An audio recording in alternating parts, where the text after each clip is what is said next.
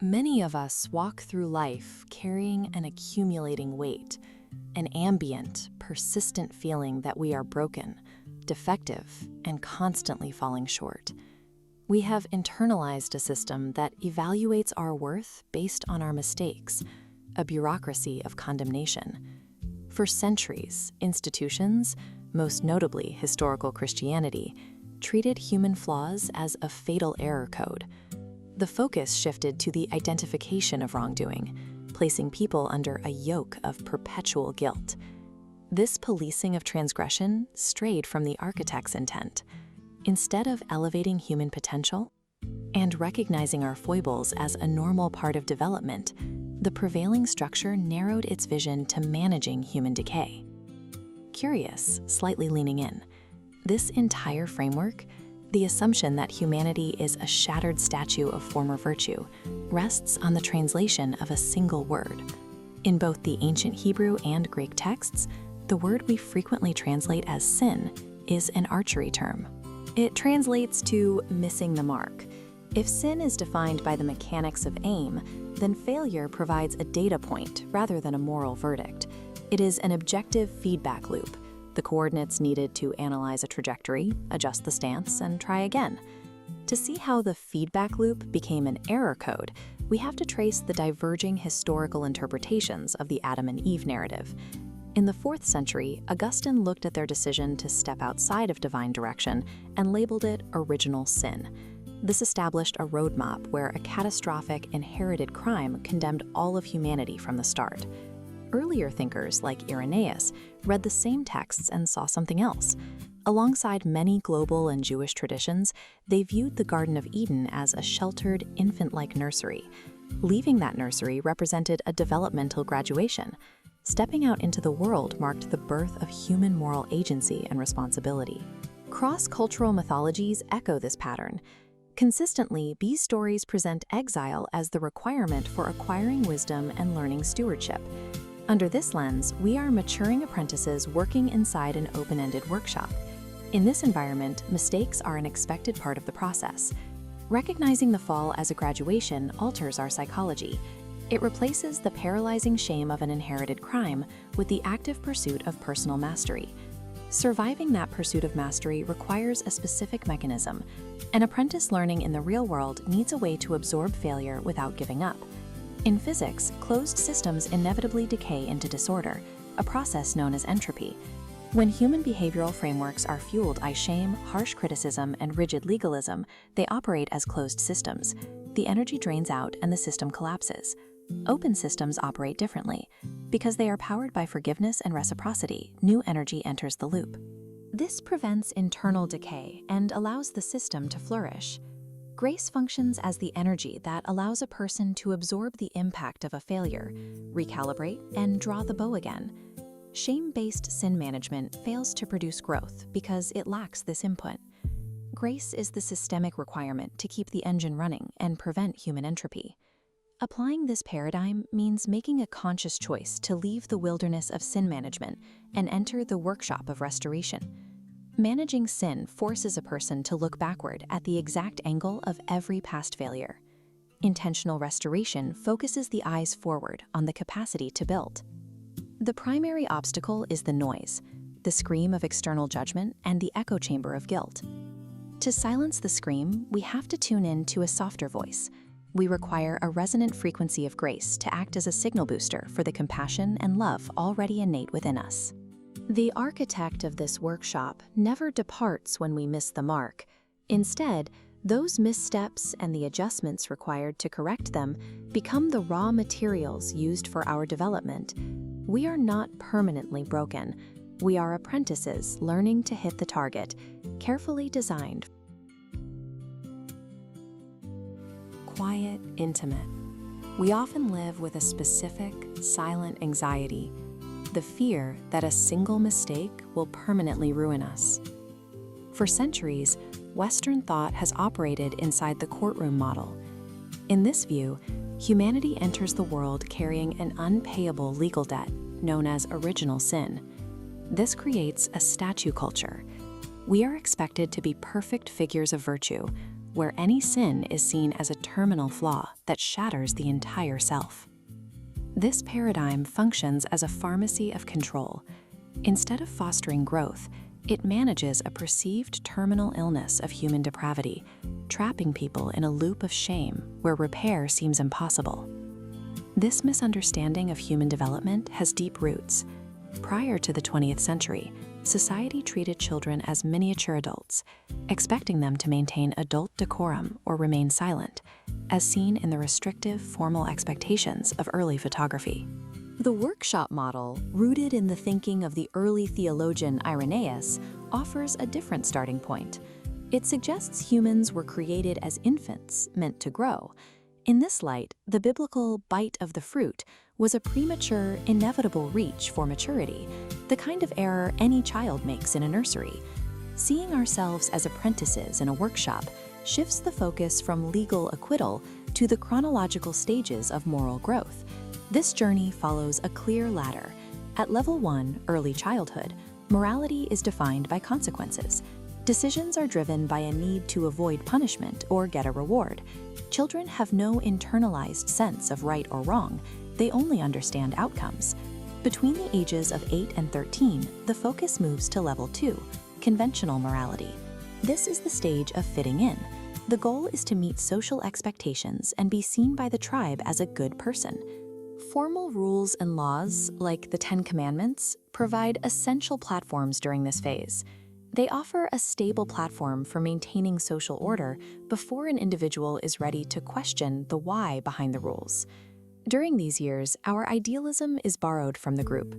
We follow the rules to ensure our safety and inclusion within the community. Around age 14, the apprentice enters the wilderness. This is the moment they begin questioning if the inherited convictions of their childhood are actually real. This period of rebellion is a necessary psychological mechanism.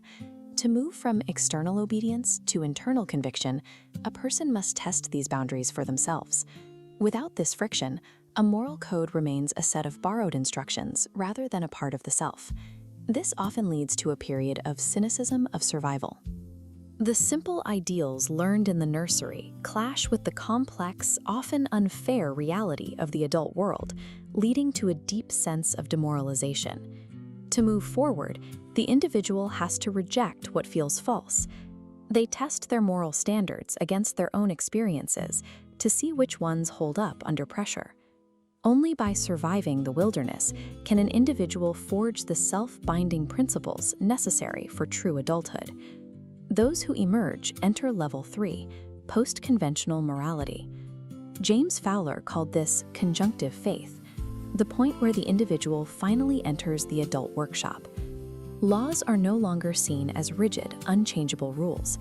Instead, they are viewed as flexible tools that can be changed to better serve human welfare and justice. As individuals learn how their actions impact others through experience, they recognize that the law of love is a functional necessity. If a civilization is to operate at a high level without collapsing into self-interest, compassion becomes the baseline technical specification for how we interact. This level of moral agency, the capacity for high-level judgment, cannot be granted at birth. It is earned through the friction of trial and error. This reframes the anxiety of our mistakes. A moral failure is not a shattered statue, it is simply cracked pottery. This is the logic of kintsugi. Forgiveness is a functional process of repair within the workshop. Repairing a break with the gold of experience and grace creates a vessel with a resilience the original piece lacked. Its history of survival gives it a strength that an untried, perfect object can never possess. Our mistakes are the raw materials for spiritual growth. When we stop judging ourselves like defendants and start building ourselves like apprentices, we find that the separation from the divine is a gap we can always close. So think about this for a second. What if the greatest punishment in human history was actually a graduation? Seriously, let that sink in. For centuries, the whole narrative of the fall, the exile from the Garden of Eden, has been framed as this catastrophic failure, right? A divine punishment that pretty much doomed humanity. But what if we've been looking at it completely backward this whole time? What if leaving that state of perfection wasn't some tragic eviction, but a totally necessary journey out of the nursery. Which brings us to Section 1, Leaving the Nursery, a universal milestone.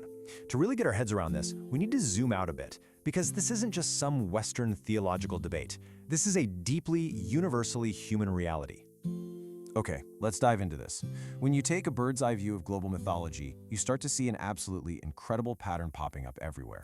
Take the Sumerian myth, for instance. Enkidu literally has to leave the wilds by eating human food just to gain wisdom and face mortality.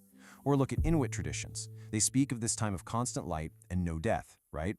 But then, a conscious choice had to be made, the word, to allow room for the young to actually grow. And it's the exact same everywhere you look. Whether it's the Polynesian pre-material state leading to the creation of the Tree of Life, or the Jewish transition from a purely instinctive existence into true moral agency and responsibility. Across the globe, early humanity recognized a fundamental truth. We had to leave the nursery to actually grow up. So the crucial takeaway here is that what we call exile is actually a massive move toward individual accountability. Think back to that Mayan myth we just touched on, where the gods misted the eyes of the perfect men. Now that misting, our limited perspective outside the nursery, it feels like a downgrade, but it's actually a profound gift. It's exactly the friction we need. It forces us into the hard work of ritual, the everyday struggle of life, and the incredible complexity of relationships. Without that limitation, without that friction, we could literally never learn true wisdom through experience. Moving right along to Section 2, the mechanics of grace, operating outside. So how are we actually supposed to function now that we've packed up and left the nursery? Well, in a massive, interconnected global society like ours, we actually have a functional requirement for survival. The source material defines this as divine love. Now hold on, this is the synthesis of empathy, stewardship, and justice. We're not just talking about some warm, fuzzy feeling here. This is a structural, operational necessity to prevent a total systemic crash of human society. The source points out a super interesting historical reality, actually. Citizens rarely wake up and initiate international bullying or wars. That's almost always driven by leadership.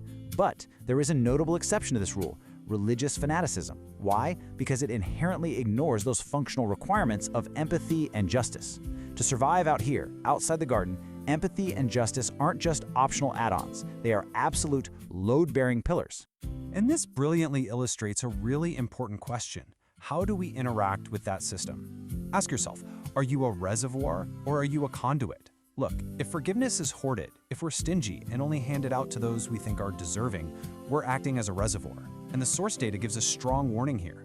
Acting like a reservoir literally clogs the system. It leads directly to systemic disorder and entropy.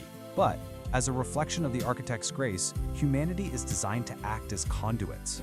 We're meant to let grace just flow right through us. That is what keeps the whole system healthy and kinetic. Let's break down exactly how this kinetic grace operates. First up, it begins with grace in motion. We have to keep forgiveness kinetic to prevent that entropy we just talked about. Second, that motion inevitably leads to restoration. It acts as a beacon, shining through a perpetually open door, just constantly drawing us back toward reconciliation. And finally, number 3, it demands outward reflection. Extending aid completely regardless of perceived merit. Even, get this, wishing good for an enemy is basically the only method we have to gate our energy toward actual problem solving. Otherwise, we just get stuck spinning our wheels in stagnant lamentation. Okay, so if grace is how we're supposed to handle each other, how in the world do we handle our own inevitable failures in this giant training ground? That brings us to Section 3, repurposing our mistakes, building the future. See, the ultimate objective of our human quest gets completely misunderstood all the time. We are not trying to earn our way back into some lost past. That's not it at all. We are co-creators in training, actively reclaiming a blueprint for our future. The source makes this so beautifully clear. God created human beings with this inherent curiosity, a drive to experiment and take risks. We aren't puppets. We're not subjects cowering under a capricious monarch who's just waiting to drag us into court for one errant thought. No, we're children who simply and frankly very frequently miss the mark during the totally normal process of growing up. And just like we forgive our own kids and encourage them to keep moving forward, we're meant to experience that exact same forward momentum. Let me ask you directly, and be honest, how much of your life is spent trapped in the static noise of your own guilt? It's exhausting, right? We are meant to transition completely away from that static of self-condemnation and step fully into the dynamics of contribution. And how do we do that? By repurposing our mistakes. Your errors, your failures, the times you totally messed up, they are not permanent stains on your record. Actually, they're meant to be repurposed into the very lumber of your experience. That is literally how you build your future. Now, this shifts the entire paradigm of the Eden story.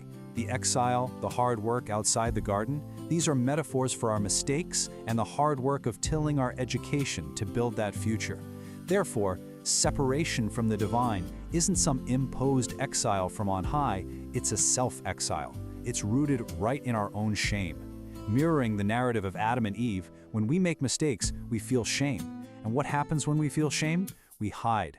We mistake the necessary, often treacherous territory of individual responsibility as a punishment, when in reality, it's just the essential landscape we need for learning. Now, what's really interesting about this is how it completely reimagines one of the most famous symbols of divine punishment. The source says, the flaming sword at the gate of Eden is not a barrier to keep us out, it is a firewall of truth.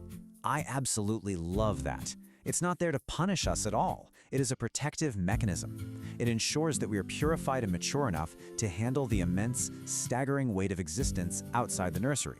Think of it as a literal firewall, ensuring we don't accidentally carry our naive, prematured state into the incredibly complex role of being co-creators. Which brings us to the ultimate keystone goal of this entire journey. Section 4, the final blueprint, rising to love. This is really what it all comes down to. Leaving the garden was absolutely essential for us to learn the distinction between good and evil. But acquiring that knowledge, that was merely the prerequisite. Having fallen into knowledge, we must now rise to love, which, remember, means taking on responsibility and grace. And we have to do this simply to survive. Think about it. Our explosive technology, our complex societies, our intense global interconnectedness, literally none of it survives if we only have knowledge. We absolutely must step into our roles as mature co-creators who operate through kinetic grace. This, fundamentally, is the upward fall. It is our necessary graduation from the garden toward a destiny of far, far greater responsibility. So I want to leave you with this final thought to really chew on. Knowing that your mistakes are literally the lumber for your growth, and knowing that the flaming sword is just a firewall of truth protecting your maturation process, will you remain in self-exile, trapped in that static of self-condemnation? Or are you ready to finally embrace the upward fall?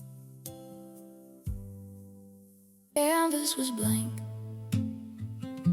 The garden was still before the first heartbeat, before the first will.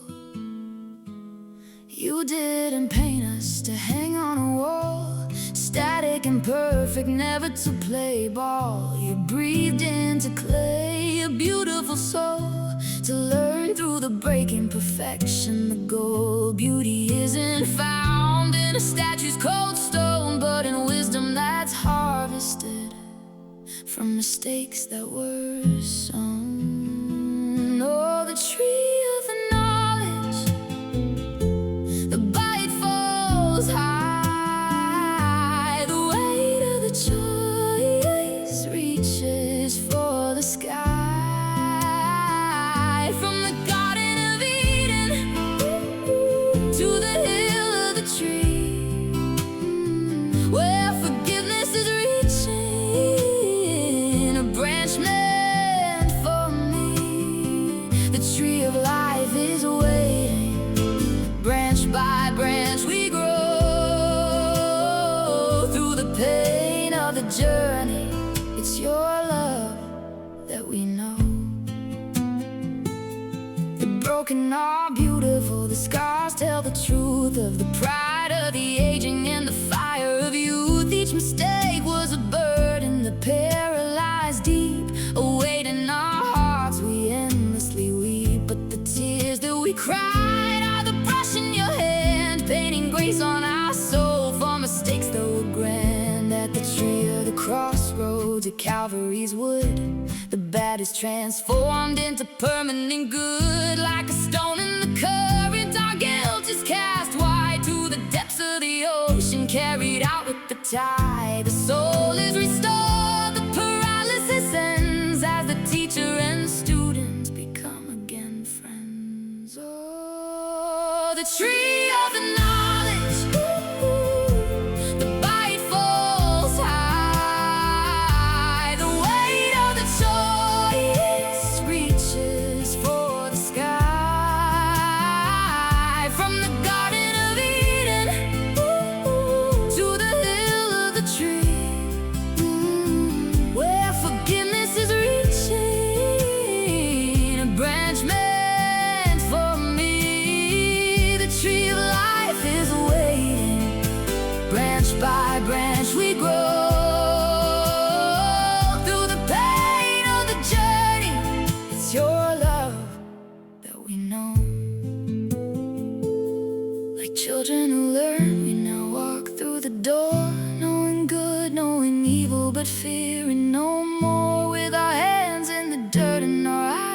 sun, co-creators with you. Our work has begun.